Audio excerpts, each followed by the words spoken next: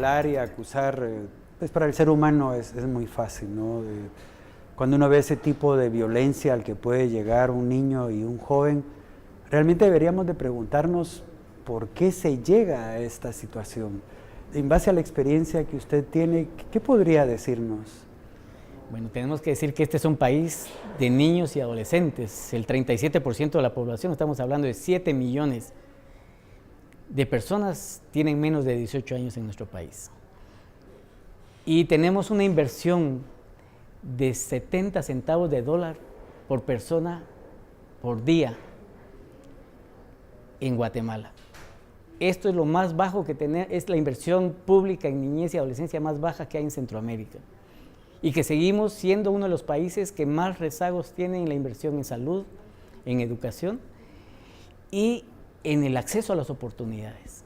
Nosotros reconocemos que tenemos una riqueza multiétnica, multilingüe, pero en Guatemala hablamos del problema de la multiculturalidad y del multilingüismo.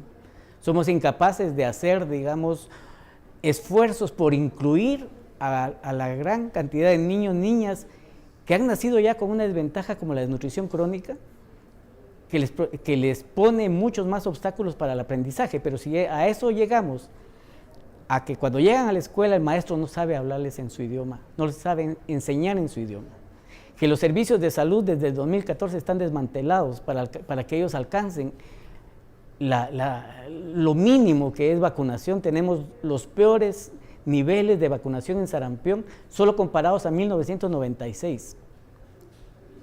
Entonces tenemos que ver que lo que pasó en el hogar, que inicialmente era todos son mareros, de repente se dan cuenta que eran 9 niños que ya no estaban ni siquiera en conflicto con la ley penal, sino que ya habían cumplido su tiempo de privación de libertad, que nadie los quería, que nadie había ido a reclamarlos y por lo tanto habían sido puestos en el hogar Virgen de la Asunción.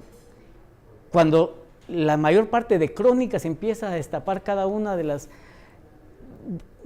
circunstancias en que cada niño estaba ahí, que porque no le dieron la audiencia, que porque su mamá estaba en Huehuetenango, que porque su mamá tenía 6 hijos y había querido protegerla porque alguien de la pandilla la quería reclutar.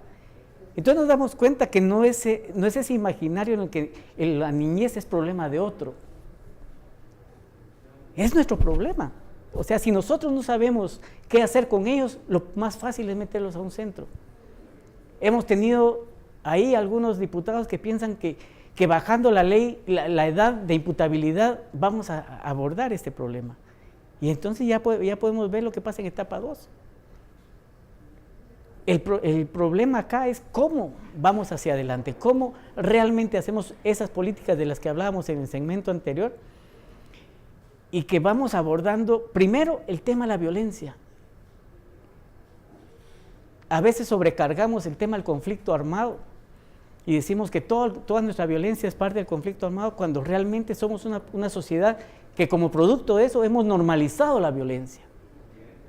Tenemos gente que se opone a una ley que erradique el castigo físico y humillante, porque dice que ese es un derecho de los padres, golpear a un niño para enseñarle, humillarlo para enseñarle.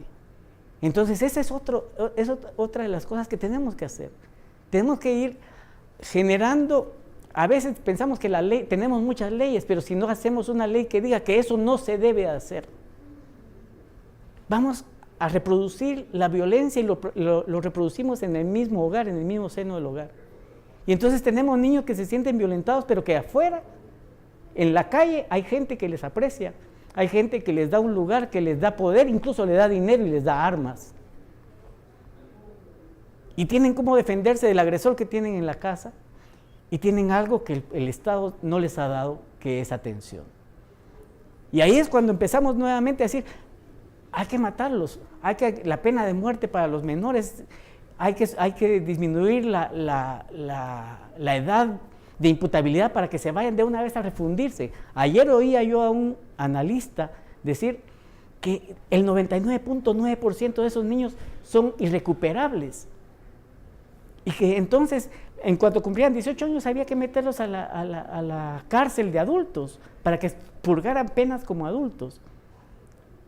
Y yo les digo, gracias al trabajo que hemos hecho en muchos lugares, en área urbana, en área rural, porque estamos en 400 comunidades del país rurales y estamos en zonas acá como la zona 6, 17, 18, 24 y 25, trabajando con jóvenes que son la esperanza de este país, que no les da miedo venir y decir, miren, yo estoy acá y yo voy a ser constructor de la paz. Chicos que están tratando de quitar, de borrar los tatuajes, porque quieren dejar esa vida. Sin embargo, cuando van a pedir un trabajo, lo primero que le preguntan es, ¿de qué zona venís?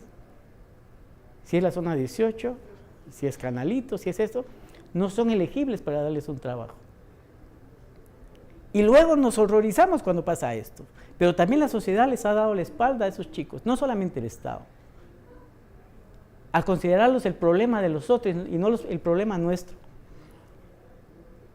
Sencillamente nos desentendemos y es tan fácil agarrar las redes sociales y empezar a pedir pena de muerte y empezar a pedir o culpar a los padres, que por qué tienen 10 hijos, cuando también la doble moral hace a que nos opongamos a que en las escuelas los niños puedan recibir una educación sexual con salud sexual y reproductiva adecuada, mediada.